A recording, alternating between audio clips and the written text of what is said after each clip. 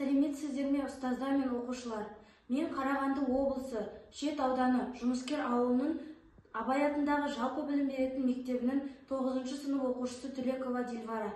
Менің бүгінгі презентацияда алып отырған мамандығым ол маркетолог мамандығы. Жалпы мамандық дегеніміз не? Осыған тоқтала кетейік.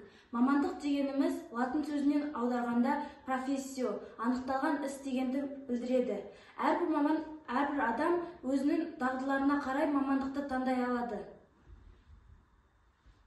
Маркетолог дегеніміз тауарға деген сұранысты арттыруға көмектесетін маман.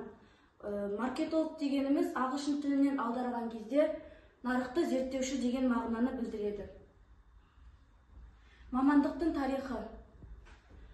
Бастапқыда маркетинг тұтынушылардың қажеттіліктеріне негізделген жарнама ретінде түсіндірілді.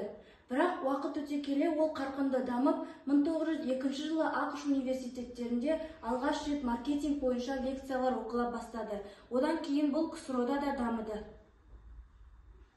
Маркетолог мамандығын таңдаудағы негізгі үш себеп. Біріншіден, қазіргі уақытта маркетологтар бизнестің барлық салаларында талап етіледі. Егер де сіз маркетолог мамандығын таңдайтын болсаңыз, жұмыссыз қалмайсыз.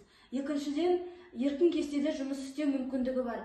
Кейбір жұмыс берушілер маркетологтарға қашықтықтан және бос кестеде жұмыс істеуге мүмкіндік береді. Үшіншіден, білікті маркетологтардың жұмысы жақсы төленеді. Маркетологқа қандай қасиеттер мен дағдылар қажет? Біріншіден, ақпаратпен жұмыс істей білу. Маркетолог ақпараттың қажетін алып қалып, қажетсізін өңдей білуі қажет. Екіншіден, адамдармен жұмыс істей білуі керек.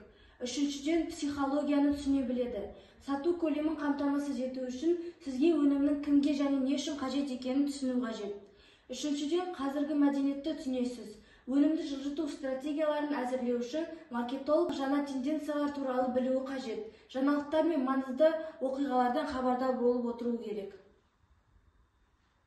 Маркетолог мамандығының артықшылықтары мен кемшіліктері.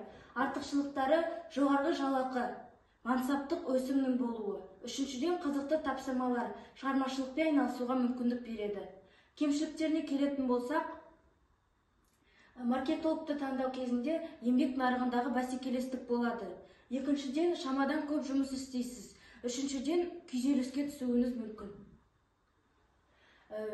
Атақты маркетологтар: Филипп Котлер, Сет Годин, Гарри Вайнерчук. Сіз егер маркетолог мамандығын таңдайтын болсаңыз, осы университеттерге түсуіңізге болады. Сіз осы университеттерде өзіңіздің біліміңізді арттыра аласыз. Пайдаланылған әдебиеттер тізімі.